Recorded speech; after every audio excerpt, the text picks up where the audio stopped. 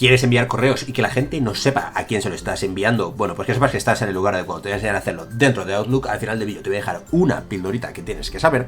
Dicho esto, vamos al ordenador. Como estáis viendo, estoy dentro de mi Outlook y para, bueno, lo que os comentaba, enviar un correo, vamos a darle a crear uno nuevo y en el to vamos a poner nuestra cuenta individual, o sea, es decir, la misma desde la que se está enviando.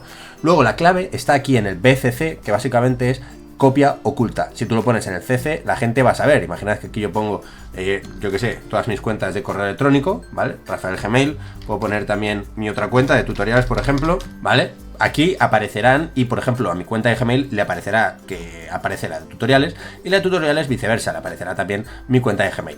Para que no aparezcan tenemos que mandarlos al BCC, es decir, ponerlos en el copia oculta. Para que os aparezca esta opción tenéis que iros aquí en la pestañita de arriba, opciones, y os vais a BCC, que básicamente lo que os digo es copia oculta. Aquí lo pone, personas que recibirán el mensaje en secreto. Vamos a ponerlo, vamos a poner, por ejemplo, un mensaje. Suscríbete. Aprovecha a suscribirte, me cago en la mar. Y le vamos a dar a enviar.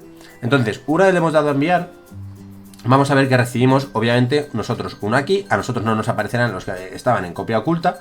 Pero si, por ejemplo, vamos al Gmail, que es básicamente lo que yo os comentaba, lo he hecho antes desde Gmail, ¿vale? Aquí nos aparece que Rafael Bristol nos ha enviado un correo. Y en el para, vemos que nos aparece nuestra cuenta, o sea, nos aparece esta, pero no nos aparece la otra de Gmail. En nuestra otra cuenta de Gmail aparecerá más de lo mismo, no nos aparecerá la de tutoriales. Y de esta manera, bueno, estaremos ocultando los correos. Haz clic aquí para aprender cosas nuevas, o suscríbete para aprender los mejores tutoriales dentro de Espero que te haya gustado y nos vemos en el próximo vídeo. Que vaya bien.